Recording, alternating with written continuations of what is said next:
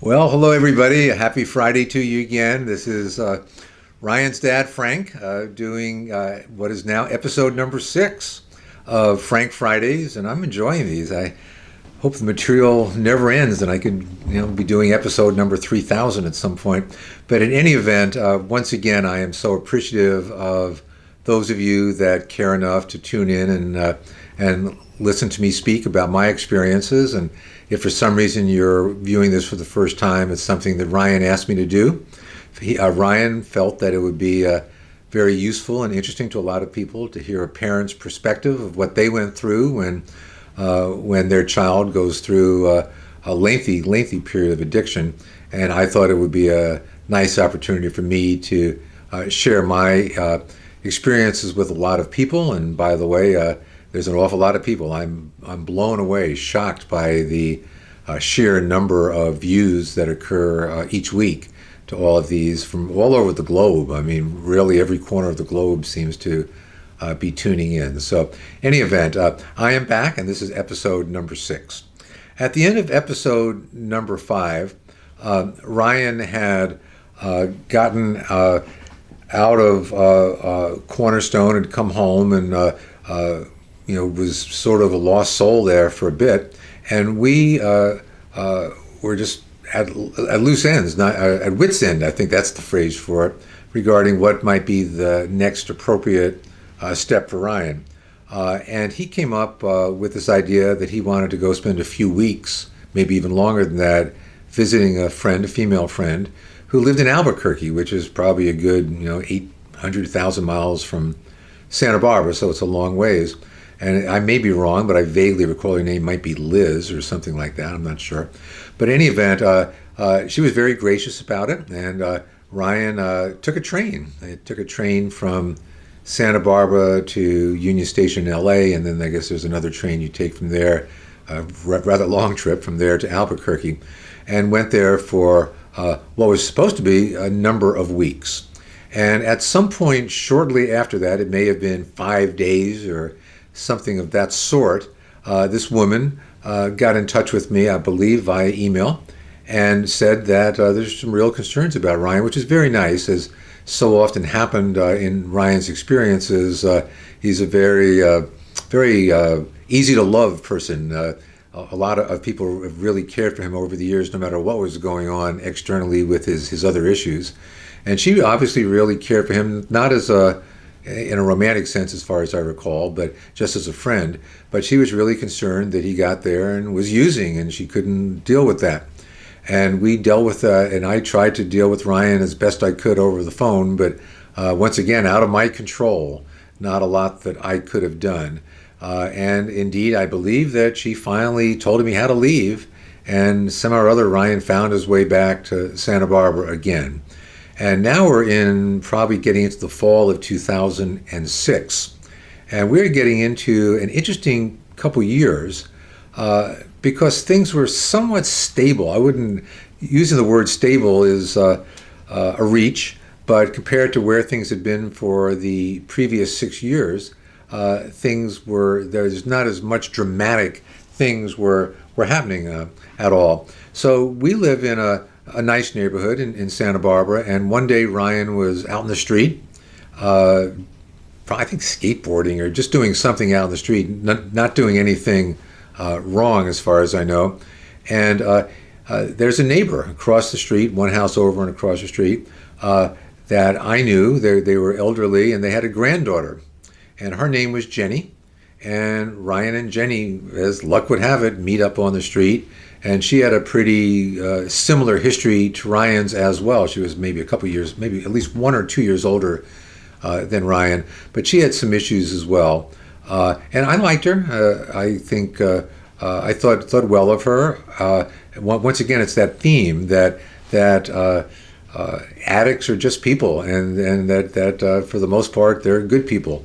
That just are dealing with the disease. And so I liked Jenny. She was I thought a good person, but certainly troubled with regard to her drug issues. And I don't know if she had alcohol, but certainly her drug issues. So in any event, thus entered Jenny into the picture.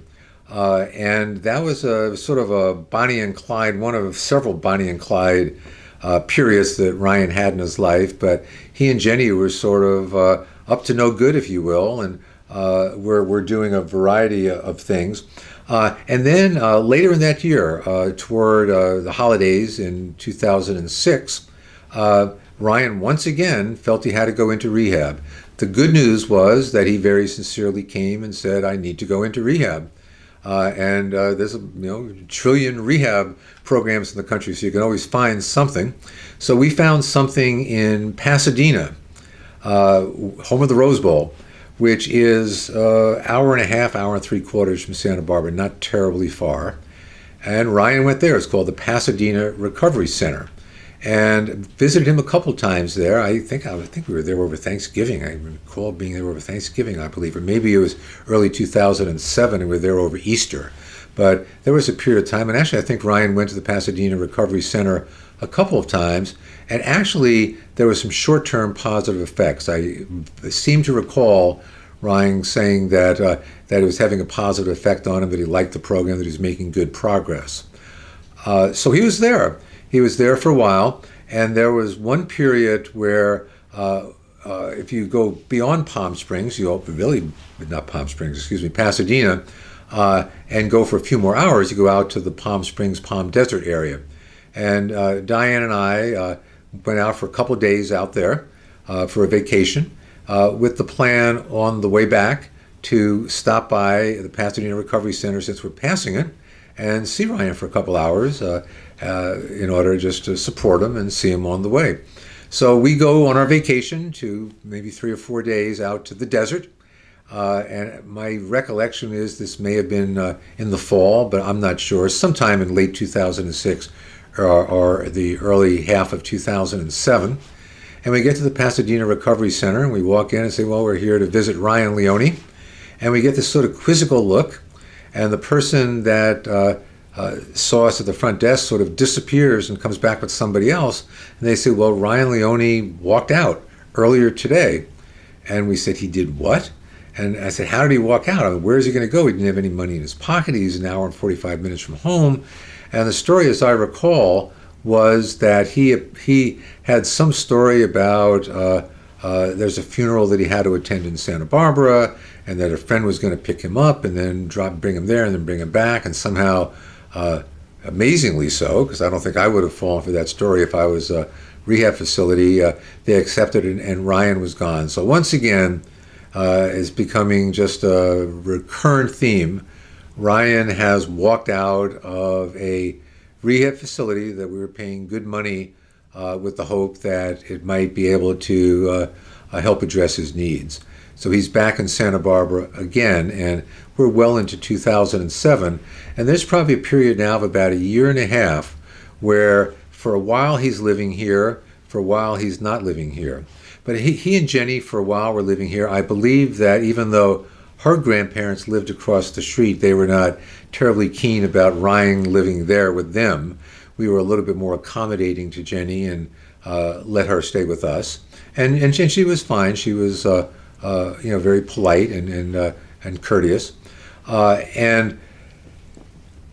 Things were going reasonably well. We knew that Ryan was probably using and that Jenny was probably using, and that things were not where we would like them to be. But on the other hand, things were not dramatically bad. And one day we had a lady that cleaned our house every other week, I think, for half a day. And she was in here one day, and she had noticed that there were some relatively young people that were showing up in the backyard and had spotted Jenny in the backyard selling what presumably was marijuana to them. And the lady is a wonderful lady, said she was just concerned and wanted to let us know that she had observed it on numerous occasions over time. So the first thing I did, I have a very good friend in town who's an attorney and a very good attorney.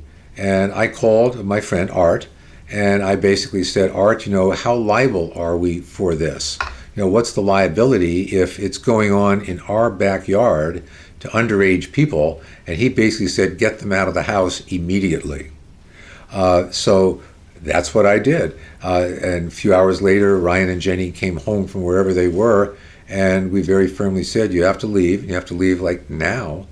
And what I remember clearly how surprised I was that they didn't argue, they didn't deny anything.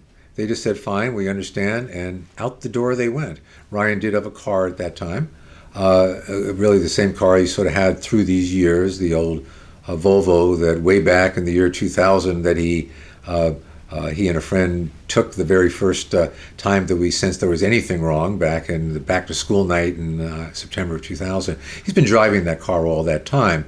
So off they go, and they lived in a variety of places, you know, the old couch surfing and this, that, and the next thing. And then finally, I guess they started accumulating some money. And we had there was no clear way they were making that money. So it concerned me very much. It concerned Ryan's mom that it was probably tainted money. But they at least had money to pay rent somewhere. And they found a decent place on a cul-de-sac in a very quiet residential neighborhood. It was a duplex of Santa Barbara, and they moved in there. And she had a little dog, and the dog was there. I think she may have had a cat, and so forth. And the dog that Ryan grew up with, the beloved Labrador Retriever, was now getting old, was probably 13 years old by then. And Ryan, as is his wont, took the dog in. By this time we had a new lab puppy that we had at home. But he was very kind and took the elder dog in to live with them as well, and they took another roommate in also. So they were living in this place. It's called Hidden Valley here in Santa Barbara. And things were relatively quiet. And Ryan told me that what he wanted to do was go on methadone. And there's methadone clinics here and probably a lot of other places. And I was never that big a proponent of methadone, knowing what little I knew about it. A classic case of something that may help address the addiction, but cause another problem or a series of other problems. But to me, the first thing trumped the second thing. If we can get the addiction under control, we'll worry about the methadone effects a little bit later. One of the problems with methadone is that, and there's reasons for it that escape me for the moment, you have to go first thing in the morning. So often, and I don't know why Ryan couldn't drive himself, but I do remember that we took him to the methadone clinic most mornings, certainly every Saturday and Sunday morning. He had to go every day. And it was like real early. He had to go like at 7 a.m., which is, Ryan's 7 a.m. is like, 3:15 in the morning for most people. It's like way early. But in any event, I would take him every Sunday, and his mom would take him every Saturday, and we would then go to breakfast afterwards somewhere. Very modest places, a donut shop, things like that. But it was a nice way for us to stay in touch with him, to keep an eye on him, to make sure that he wasn't really looking bad, and so forth and so on. This was going on for a while. And one thing that I remember is the Christmas of 2008, probably. We were up, Ryan's mom grew up in San Francisco, and we were up in San Francisco visiting her parents, her family, for the Christmas holiday. And I remember Ryan had to go to the methadone clinic way down on the peninsula on Christmas morning. And I remember we got up, it seemed like the middle of the night. It was pitch black, it was cold, it was windy, it was dark, it was Christmas morning, and we had to get in the car and drive these 25, 30 miles down the peninsula to Redwood City or someplace down there. It was some industrial park, and the only thing that was going on in that whole industrial park on Christmas morning was this little methadone clinic that was there. Had to drive him down there and had to drive him back, and I just remember the incongruity of it all, how it just seems so un-Christmas to have to do something like this. On the other hand, the appreciation that he was trying, that he was at least not in the throes of the deepest of addictions, or at least it seemed to me that wasn't the case. So that's basically what happened at that point. And then he was starting to look to the future. And this was the time, this was like the first inkling of the medical marijuana and marijuana dispensaries and so forth. And I think maybe that medical marijuana had just become or was just about to become legal in California since then, and recreational has been approved as well. But it was a burgeoning industry at the time, and Ryan was very interested in that, and was actually looking at investing and getting other investors and so forth and so on. And as a father, and as of an adult child, what he wants to do is what he wants to do. And my personal feeling is, well, given his background, maybe this isn't the best niche to get involved in. And I shared that, but I shared it fairly passively because I realized that my suggestions or word are not going to sway him. Ultimately, he's going to do what he feels he wants to do. So in any event, all that period of time happens, and then we hit D-Day. And of all the days in Ryan's history, addiction history, this is the day that's most memorable to me. It's April the 1st, April Fool's Day, 2009. Now, quite ironically, in 1977, April Fool's Day 1977, so 32 years earlier, was the day that Ryan's parents met. I met Diane up in San Francisco on April 1st, 1977, and I've always felt that was the real turning point of my life. Had never been married or engaged before that, nor had she. It's not multiple marriages. This was it. This was the love of our lives. And that's the day we met, and that's the day we've always celebrated. So that morning, April 1st, it was a Wednesday, I went to an early morning al-anon meeting, and I remember I was jovial, and Ryan was doing relatively well, and I was just joking, April Fool's Day, this is the day I met my wife 32 years ago, the joke's on me, ha ha ha, or the joke's on her, I guess. I'm not sure how I worded that, but in any event, it was a jovial day. It was a happy day for us. We would always go out that night and celebrate and have dinner somewhere. And I was working in a downtown office, and Diane owned a small retail store in downtown Santa Barbara. So I would get home first. My day would be over around 5. I'd get home 5:15, 5:20. She'd get home about an hour later.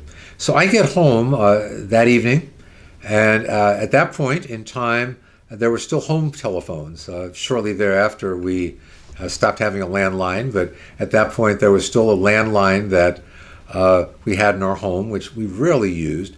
But I got home and noticed that there was a message there. I guess there was a light that was beaming on the telephone, and I said, hey, there's a message on the home phone.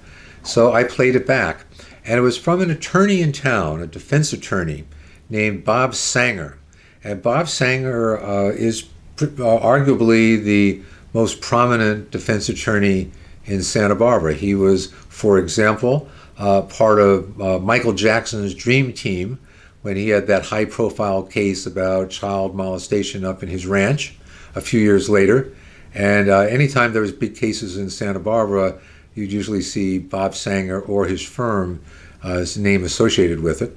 And I knew Bob because I had played golf with Bob a couple times in previous years, and we had used Bob once or twice for small things, or at least comparatively small things, for Ryan. So I knew Bob, but it seemed so strange to me that I would get a phone message on my home phone from Bob Sanger, who sounded very stern and somber on the phone, telling me to call him right away. So I pretty much sensed right from the start that something was not good. So I dialed Bob Sanger back, and it's like 5:20, 5:25 in the afternoon, and there's nobody there. No answer. So I said, oh my gosh, do I have to wait until the morning to find out what's going on? So the natural place that I went was to call Ryan. And it turned out that Ryan and I had texted earlier, sent texts back and forth earlier that day. Ryan probably forgets, but I remember that it was about obtaining tickets to the Coachella Music Festival, which was coming up a month or two later. So it sounded as though he was in perfectly good spirits, and that those texts were in the morning, maybe 10, 11 or something like that in the morning. In any event, I called Ryan and it went right into voicemail, so that didn't do me any good. So, third option, I called Jenny. I figured she would have some idea if something's going on. Fortunately, Jenny answered the phone. And I said, Jenny, I got a message from Bob Sanger that I should call him, but he wasn't there. Called Ryan, and Ryan wasn't available. And I'm presuming you may have some idea what's going on. Do you? And I remember right where I was sitting in our family room on the couch on my cell phone. And I remember she hemmed and hawed and and and so forth. And as soon as she did that, I said, uh-oh. And I said, is he still alive? Is he alive? And she says, yes, he's alive. And when she said that, it's funny how, your perspective is, no matter what you said after that, it could not have bothered me that much because he was alive. No matter what, he was alive. And I was really afraid that he wasn't after she was hemming and hawing like there was some really bad news she did not want to share with me. So she started sharing it with me. And to me, it was quite a story. It was a story of how they got picked up way over in East LA, a fairly tough area of the greater Los Angeles metropolitan area, back in early November. And Ryan's probably told the story. And for heroin possession. And it was sort of a sting. They should have realized that. They got pulled over a short time after they left the house of the lady that provided them with the heroin. And they basically were told to get on their way and don't try it again. And sure enough, and I've over the years have come to realize it's an addict's behavior. It's sort of an OCD kind of addictive behavior that days later he's right back at her house getting some more because they confiscated the first batch. And as I recall, the heroin was for Ryan and Jenny, and there was this third fellow that shared their little apartment with them as well, and I think he was using, and there may have been a little bit more, but they went back and got it and immediately got stopped the second time. And guess what? They let them go again. And this was in November of 2008. So we fast forward to April 1st of 2009, and that's when the two indictments come down, as I recall, for possession and intent to sell. And there's something in the legal system, and we'll be talking a lot about my experiences with the legal system as we go forward with this. But there's something in the legal system that's called a mandatory minimum, which is a very, very extraordinarily inappropriate practice in my mind. It basically says if you have X amount of heroin, you have a mandatory minimum of a sentence of this amount. If you have a tenth of a gram less, then you don't. And I've always been of the opinion that legal adjudication of things should really take into consideration circumstances. You often hear in legal circles strict constructionists that really read things the way they're written, and then you hear judicial discretion where judges can take into account various other factors of a, quote, crime before meting down the sentence. But in this case, it was he was on the wrong side of a mandatory minimum, and Jenny somehow knew. Maybe Ryan made a phone call to her. I don't recall how Jenny knew, but I guess she knew about the initial indictment. And Ryan had spoken to Bob Sanger himself. That's how Bob Sanger found out. So I guess looking back on it now, that's how Jenny knew that we were looking at 2 5-year sentences, i.e. a 10-year sentence. And that is, as a father, is just overwhelming to hear. Just overwhelming to hear that. And so shortly after I got off, and we made arrangements with Jenny. I said, let's get together tomorrow night, me, you, and Diane, and talk about this, talk about our plan going forward. In the meantime, in the morning, I will hook up with Bob Sanger, the morning of April 2nd. And so I hung up the phone, with Jenny, and Diane comes walking in the door back. And so this is not an easy thing to tell a mother. But she walks in the door, and I, before she even takes 5 steps in, I say, listen, I got some tough news for you. And I told her that, Ryan had 2 indictments. He's being held down in LA, and that he could serve 10 years for this. And Diane, to her enormous credit, through it all was very, very brave. Through all 18 or 19 of these years, it was the only time that she ever broke down crying when I told her that Ryan may have to serve 10 years. And that was very hard for me to see as well. Because one thing you learn as a parent of an addict is that it's not just a bilateral relationship that you have with the addict. It is also a family disease, and you have to deal with the other family members as well. So not only was Ryan's best interest always in the forefront of my thought, but by the same token, my wife of then 30 years or so was also very much a concern. Her welfare, her sensitivities about all this, and so forth. So anyhow, that's what happened that night. If you want to talk about a sleepless night, that was a sleepless night. Just a horrific thought. I mean, it's one thing for Ryan to go in for months. It's a whole other thing to go in for 10 years. And this is federal prison, which is very different than the county jails that he had been going to in the past. I didn't know how different because I hadn't had this experience previously.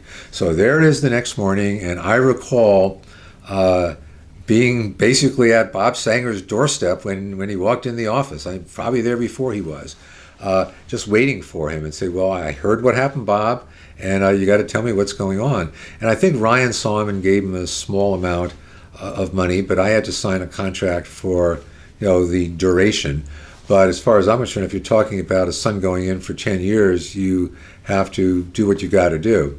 So Bob ran through everything, outstanding defense attorney, and really explained all the ifs and maybes and different possibilities. And then at one point, toward the end of our conversation, I remember this little piece of the conversation distinctly. I said to Bob, well, Bob, you think we can get it down to 5 years? And I remember the exact words that he said. He said, that would be a very good outcome. That would be a very good outcome. Translated means that if we're lucky, maybe we can get it down to 5 years. If not, then that mandatory minimum may stick. And 10 years, 5 years is heartbreaking, gut-wrenching. 10 years would be just so sad, especially even at that point, I was very, very much an advocate of rehabilitate, don't incarcerate, that the mixing of nonviolent drug offenders in the general prison population is one of the great outrages of the prison system in our country. In an era, 2019, you'd think we'd be well beyond that, and one can only hope, and I think we're going a little bit in that direction now, one can only hope that in the very, very near future that our society will understand that and deal with addicts in a very different way, in the prison system than they did. So that's what happened, and then that night we got together with Jenny, who was very strong about it, very nice about it, and we went out to just a little pizza place and had a pizza and a soft drink or something and talked through it all, and we were very impressed with her. She was very sensitive to the whole thing. Very supportive of Ryan, and so forth. So that's where that ended on April 2nd. Now, the coming days, weeks, and months, and indeed years, were quite an experience for us as a family. It's a lot of growth, a lot of experiences, a lot of heartbreak. And when we speak next time, which will be presumably next Friday on episode number 7, we'll get into that. So as always, I am really humbled and flattered that those of you that have taken your time to listen to what I have to say are viewing this, and all your kind comments. And incidentally, please keep the comments coming. I read each and every one of them, and they mean a lot to me. So thank you very much, and see you next Friday. Palabra.